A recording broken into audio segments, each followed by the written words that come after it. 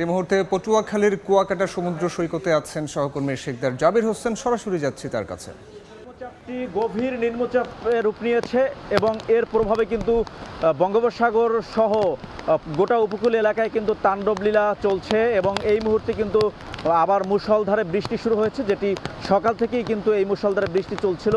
কিছুক্ষণ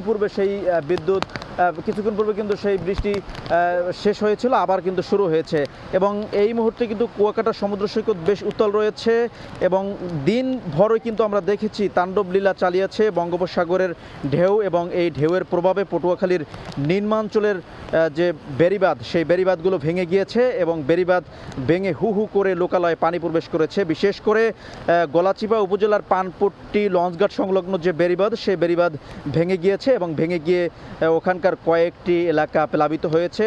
সেই সঙ্গে রাঙ্গাবালী উপজেলার চরমন্তাজ ইউনিয়নের চর আন্ডার বেড়িবাঁধ ভেঙে সেখানে পানি প্রবেশ করেছে এবং পানি প্রবেশ করার কারণে বেশ কয়েকটি গ্রামের মানুষ পানিবন্দী হয়ে পড়েছে। আমরা বিকেলে দেখেছি গ্রামগুলো থেকে মানুষজন ছোটাছুটি করছেন এবং তারা গ্রাম থেকে বেরিয়ে এসেছেন।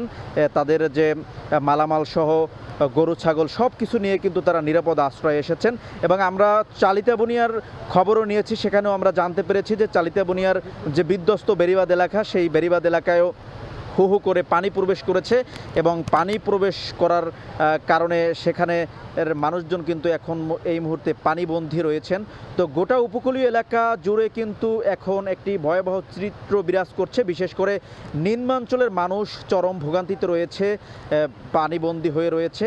তো পটুয়াখালীর উপকূলের মানুষ প্রতিবার যখন ঘূর্ণিঝড় আসে, বন্যা আসে কিংবা নিম্নচাপ সৃষ্টি হয়, তখন কিন্তু তাদের জীবন এবং জানমাল কিন্তু হুমকির মুখে থাকে এবং তারই ধারাবাহিকতা এবারও কিন্তু তাদের যে জানমাল, সে জানমাল কিন্তু এখনও হুমকির মুখে রয়েছে। বিশেষ করে নিম্নাঞ্চলের যে মানুষরা রয়েছেন, যাদের বাড়িঘর প্লাবিত হয়েছে, তারা কিন্তু এখন চরম আতঙ্কে এবং চরম হুমকির মধ্যে রয়েছে।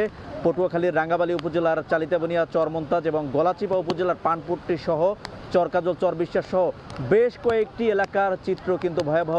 এসব এলাকার মানুষের রাত কিন্তু আজ নির্ঘুম কাটবে, এমনটাই কিন্তু তারা আমাদেরকে জানিয়েছেন। তো এতটুকুই ছিল পটুয়াখালীর উপকূল থেকে আমার কাছে সবশেষ তথ্য।